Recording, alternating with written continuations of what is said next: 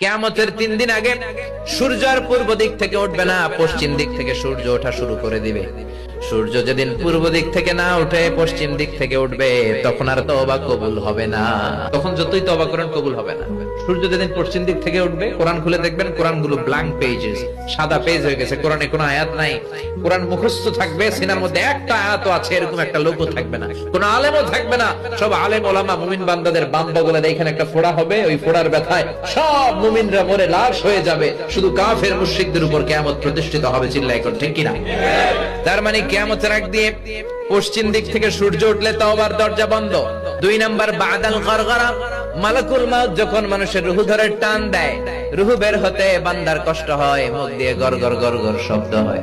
ওই গরগরানি শব্দের পরে মানে মালাকুল মউতকে দেখে ফেলার পরে তওবা করলে কবুল হবে না। এর আগ পর্যন্ত তওবার মতো তওবা করলে সব গুনাহ মাফ করে দিবে কে?